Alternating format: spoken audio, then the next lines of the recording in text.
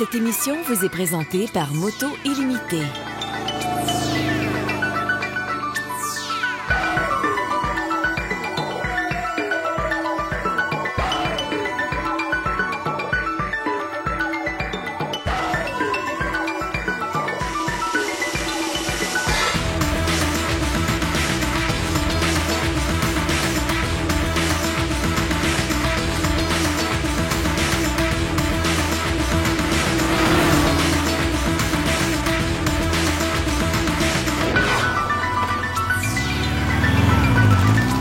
Moto-sensation.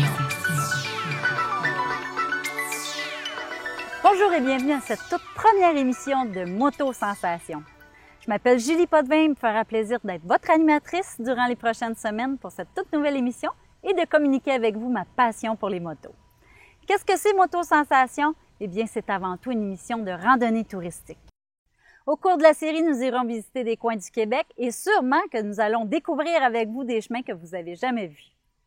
Comme une randonnée, ça se fait jamais tout seul, bien sûr, je vais être quelquefois accompagnée de personnalités connues ou d'associations de motocyclistes reconnus, comme par exemple les Blue Knights qui sont les policiers, les Red Knights qui sont les pompiers et les Paramedic Riders qui sont les techniciens ambulanciers.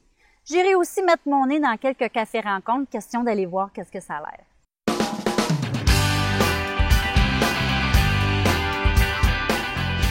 Cette saison, à Moto-sensation, je vais vous faire découvrir le monde des Knights.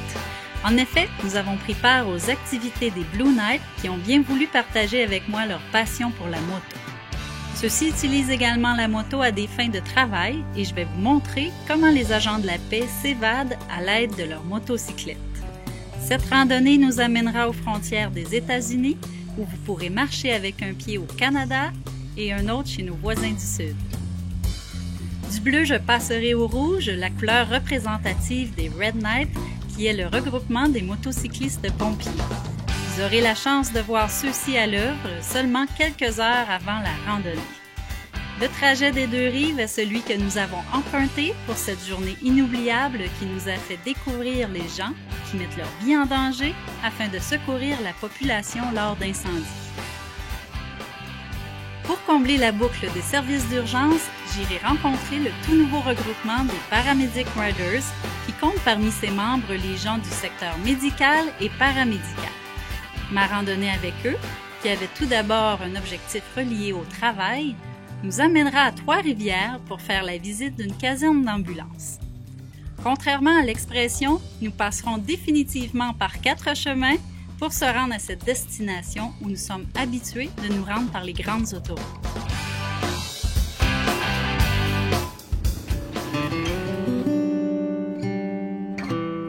La venue de l'automne ne marque absolument pas la fin de la saison, bien au contraire. Tout comme les oies, les motocyclistes peuvent aussi migrer vers les destinations meilleures. C'est ce que nous avons fait en compagnie de notre bon ami Alain Ouellette, chiropraticien. En sa compagnie, nous sommes partis à la découverte d'un sanctuaire d'oiseaux migrateurs. Un havre de paix qui ne vous laissera pas indifférent, je vous le promets. De plus, celui-ci m'a donné des trucs que je partagerai avec vous afin de pouvoir relever votre moto en cas de catastrophe et ce, sans vous blesser au dos.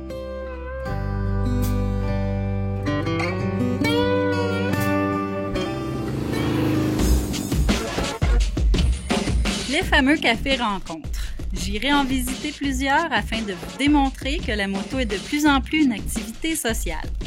À chaque année, on retrouve d'innombrables cafés-rencontres où des centaines, voire des milliers de motocyclistes se rencontrent sur une base régulière afin d'échanger, de faire de nouvelles connaissances et également de gagner des prix.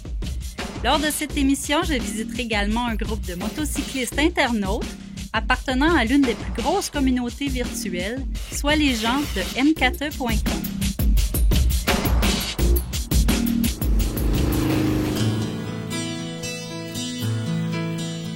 Lors d'une émission très spéciale, nous effectuerons un pèlerinage dans un patelin où Olivier Guimond allait se reposer. Qui de mieux pour nous accompagner dans cette aventure qu'un homme qui vient tout juste de se mériter 3 prix dans un gala nommé en l'honneur de ce grand comédien. En effet, Jean-Marc Parent connaît un retour fulgurant avec son tout nouveau spectacle Urgence de vivre, dans lequel, soit dit en passant, il parle entre autres de moto. Jean-Marc est donc venu avec nous pour partager sa passion pour notre loisir préféré, la moto. Une émission à ne pas manquer.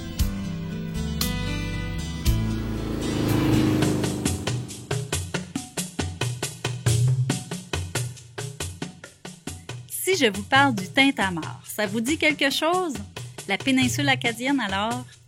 Eh bien, si vous n'êtes jamais allé faire un tour chez nos cousins du Nouveau-Brunswick, vous vous devez de regarder nos 2 émissions spéciales en compagnie de l'animateur humoriste populaire Éric Ménard. Nous avons finalement accepté l'invitation de nos amis de Caraquet et nous sommes allés célébrer la fête nationale des Acadiens avec eux. Un voyage absolument incroyable que nous partagerons ensemble. De plus, Éric a laissé son petit côté techno prendre le dessus et lors de ses émissions, il nous parlera d'accessoires qui rendent la vie des motocyclistes plus intéressante.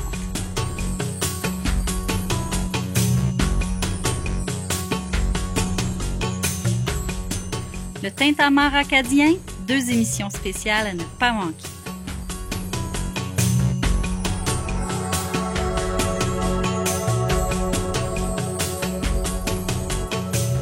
Notre but dans l'émission, c'est bien sûr que de votre salon, vous preniez les guidons avec nous, vous sentiez l'air dans vos cheveux et ravivez votre passion. Alors, bonne saison de moto et suivez-moi. Après la pause, le Salon de la moto de Montréal. Moto Sensation.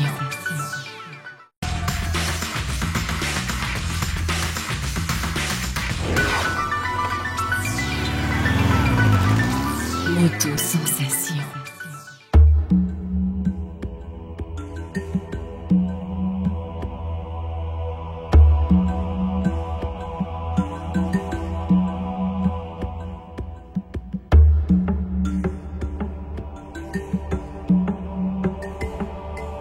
Vous pensez que la saison de moto commence avec la belle température? Eh bien non, ça a commencé cette année avec un froid de canard en fin février au Salon de la moto de Montréal. Alors, on vous montre un bref aperçu.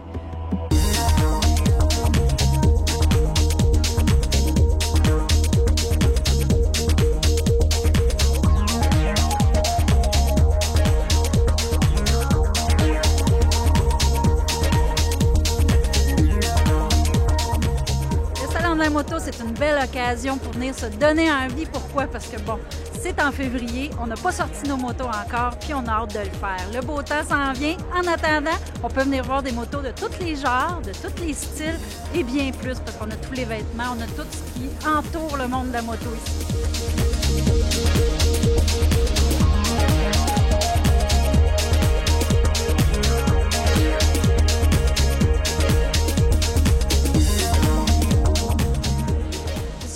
Qu'est-ce que Honda nous réserve comme nouveauté cette année?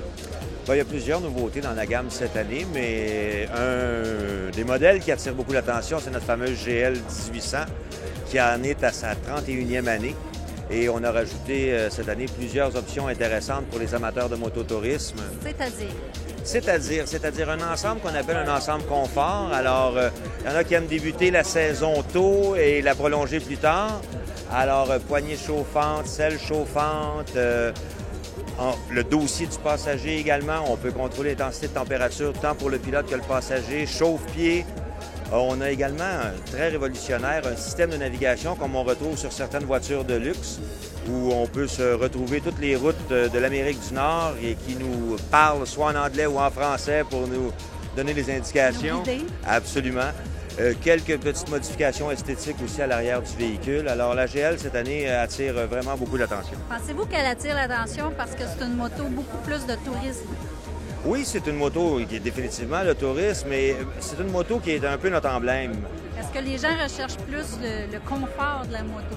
Oui, le confort, bien, c'est une réalité. Nos fameux bébés boomers, hein, qui continuent et qui prolongent les salons de moto. Et à un moment donné, bien, on veut faire plus de distance. Peut-être que les vitesses, à des très grandes vitesses sont un peu moins importantes. On veut du confort, de la balade et voir les beaux paysages et rouler, encore rouler.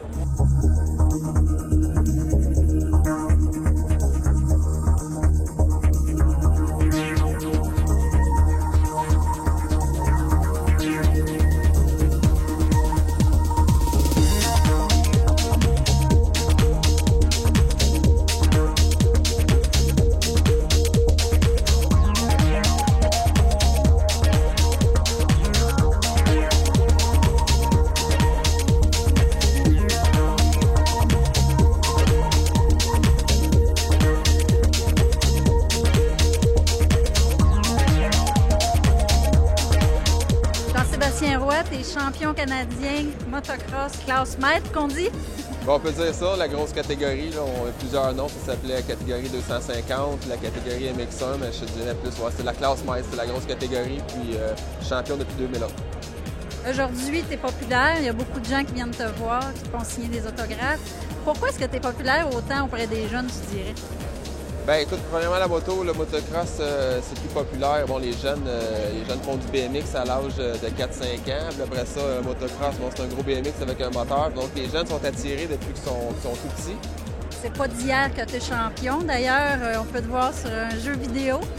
C'est sûr que ça aussi, ça l'a aidé à la popularité du sport. C'est quand les compagnies informatiques ont décidé de faire des jeux de motocross pour le PlayStation, Xbox ou les PC.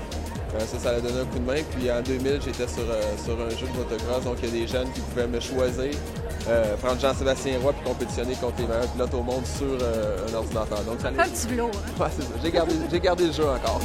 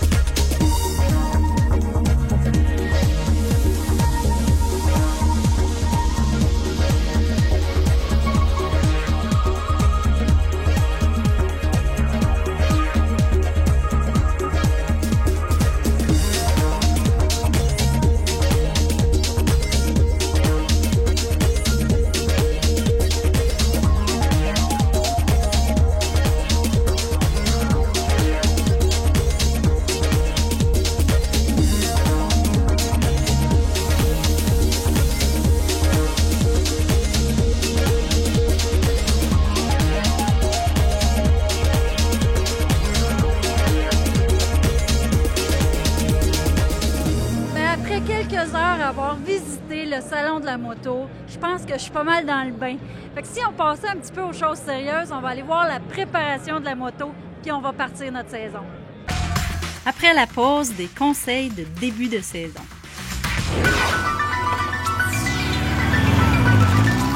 Moto-sensation.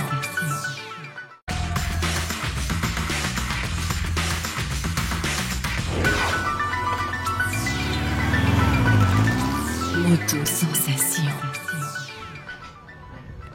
C'est le début de la saison, puis c'est le bon moment pour venir magasiner. Parce que quand on veut changer de style de moto, bien, il y a tellement de choix. Fait que je vais essayer de me trouver une conseillère ou un conseiller. Salut, salut! Hey! Comment ça va, Léa? Ça va bien toi-même? Ça va bien? Oui. Écoute, j'ai besoin de tes conseils puis de voir des choses avec toi. Tu sais, des conseils de femme. Oui. Ben, je vais faire mon possible. Mais tu sais, j'ai toujours eu des motos sport. Puis là, je me demande si je devrais pas aller un petit peu vers le custom ou aller vers d'autres choses. Ben Qu'est-ce qu'il y a cette année, coudonc? Aïe, aïe, c'est pas un modèle qui manque. Mais regarde, on va en regarder quelques-uns ensemble, puis je vais essayer de te donner un bon coup de main. Bien, parfait, Viens-t'en. parfait.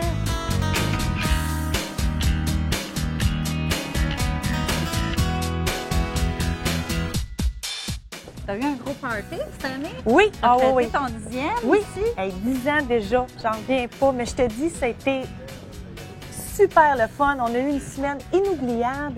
On a eu des artistes avec nous, toutes des adeptes en plus de la moto ou des sports motorisés. Fait que c'était vraiment agréable. On a eu avec nous Jean-Marc Parent, Peter McLeod, Suzy Villeneuve, Michel Barrette qui est venu faire un tour aussi. Je te dis qu'on a eu aussi Éric Lapointe. Ben oui, il est venu faire un tour. C'était des passionnés, je te dis, ils ont vraiment aimé le concept de faire un spectacle en salle de montre. Je te dis, ils ont vraiment trouvé ça...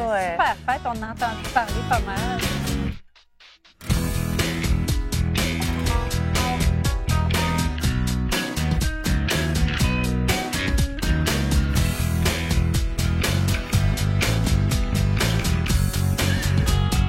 C'est quoi les meilleurs conseils pour trouver une moto? En fait, que tu sois un homme ou une femme, il y a des choses importantes avant de faire l'achat d'une moto. Il faut regarder l'expérience. Il faut aussi regarder quel genre de randonnée on veut faire, le besoin. Et aussi, est-ce qu'on va en faire seul ou à deux? Ça, c'est une question qui est très importante. Parce qu'il y a des motos qui ne sont pas faites pour deux personnes. C'est ça. Disons qu'il y a des motos qui sont Moins confortables. moins confortables. Si on veut faire de longues randonnées à deux, dépendamment de l'expérience qu'on a aussi, c'est avec ça qu'on peut vraiment décider de s'arrêter sur le bon choix. Je pense que je vais aller réfléchir là-dessus. Bien parce oui. qu'il y a beaucoup de choix, tout est intéressant. Alors, je vais aller reconsidérer qu'est-ce que j'ai besoin. Pas de problème. Mais merci pour tes ça bons m'a fait conseils. plaisir. Merci beaucoup. Dominique, c'est le printemps. Notre moto a été tout l'hiver entreposée. Alors, qu'est-ce qu'on fait pour la sortie de la moto? Qu'est-ce qu'on devrait vérifier? Moi, qu'est-ce que je vous suggère de faire pour commencer, c'est de prendre un rendez-vous chez votre concessionnaire, puis d'aller la faire vérifier. C'est plus recommandé d'aller chez le concessionnaire? Exactement, pour faire vérifier certains points de la moto, sauf que pour l'amener chez le concessionnaire, je vous suggère de faire le tour à certains points de votre moto pour s'assurer que tout est correct. OK, comme par exemple? Pour commencer, moi, je vous suggère de vérifier la pression des pneus et de vérifier l'état des pneus. C'est quelque chose qui est oublié généralement par les clients, c'est de s'assurer que la pression soit bonne, puis que tout soit correct à ce niveau-là. Par la suite, je vous suggère de vérifier les liquides, comme le niveau d'huile qui est bien important, le liquide de refroidissement, le liquide de frein. Ensuite, de vérifier toutes les composantes au niveau de la moto, qui est composantes électriques, s'assurer que le système de clignotant fonctionne bien, s'assurer que la klaxon fonctionne bien, que la manette des gaz travaille librement. Est-ce que c'est vraiment nécessaire de faire rouler la moto plus que d'habitude quand c'est la première fois qu'on la part de l'hiver? C'est pas vraiment nécessaire, mais il est toujours recommandé de laisser rouler la moto quelques minutes avant de partir, que la moto atteigne sa température normale de fonctionnement. Comme on le fait à l'année longue. Exactement. Mais pas spécifiquement plus longtemps Non, parce qu'elle a été entreposée. C'est une pratique qui devrait être faite régulièrement. On peut vérifier nos accessoires en même temps. Oui, on peut vérifier les accessoires, le casque, le vêtement, les bottes, s'assurer que tous les accessoires soient en bonne condition avant de commencer la série. Si un casque a reçu une chute, on le jette. Automatiquement, on devrait, dès qu'il y a un impact qui a été causé sur le casque, automatiquement, on devrait le remplacer. Remplacer le casque. Finalement, Dominique, c'est vraiment pas compliqué le processus. Non, c'est pas compliqué. C'est de s'assurer de faire l'inspection de votre moto pour vous rendre en toute sécurité chez votre concessionnaire. Par la suite, pour qu'il puisse faire l'inspection complète par des techniciens certifiés. Ça vaut la peine de le faire au moins une fois par année pour rouler en sécurité parce qu'on sait qu'une moto, c'est pas comme un auto, il n'y a pas de protection. Après la pause, la journée du loup.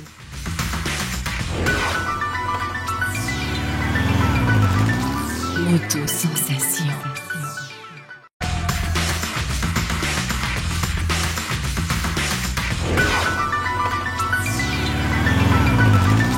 Moto-sensation.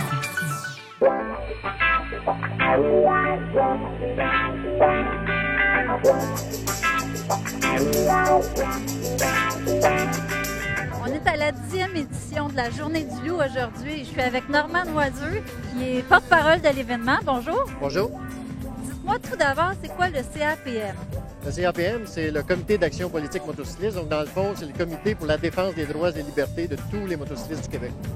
Et c'est le CAPM qui organise l'événement, la Journée du loup, qui est une journée spéciale dans l'année. Effectivement, en fait, c'est pour que les motocyclistes puissent démontrer leur mobilisation et leur appui aux revendications du CAPM.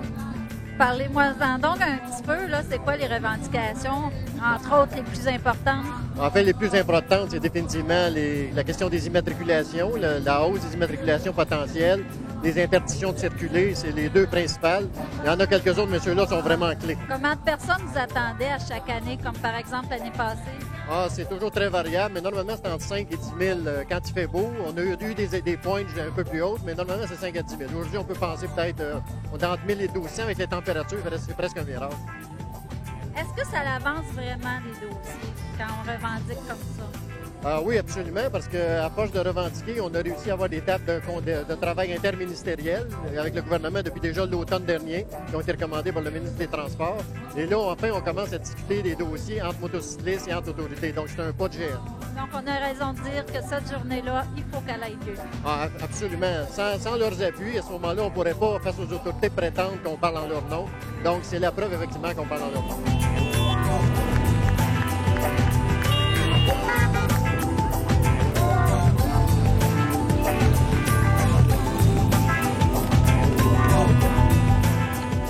Voilà, c'est parti pour cette 10e édition de la Journée du loup. On sent la fébrilité. C'est ça qui arrive quand il y a 2000 et plus de motos à un endroit. Des fois, peut-être qu'il y en a même plus. Des milliers de motos qui sont excités, qui ont hâte de partir. On le sent dans l'air. Malgré la mauvaise température, la 10e journée du Loup fut un succès. Dans les semaines à venir, nous nous entretiendrons avec M. Normand Noiseux, qui viendra faire le point sur la situation sur les hausses de tarifs prévues par la SAC. Entre-temps, si vous voulez montrer votre appui, vous pouvez signer les pétitions que l'on retrouve sur Internet ou vous rendre directement sur le site du Comité d'action politique motocycliste au capm.qc.ca.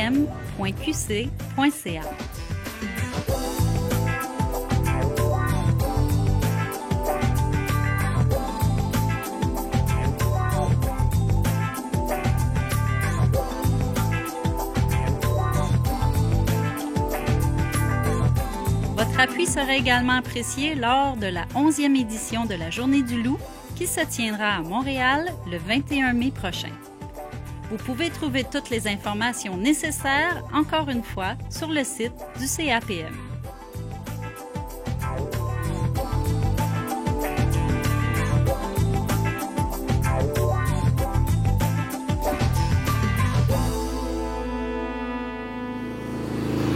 J'espère que vous avez apprécié cette toute première émission de Moto Sensation.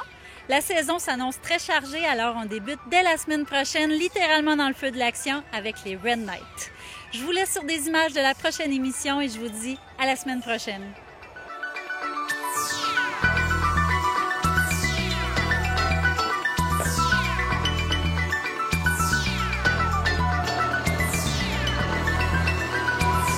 On arrive à la maison, on se lave un petit peu, puis on pogne les motos, on fait 2-3 téléphones pour être une dizaine, puis on va aller rider, je pense.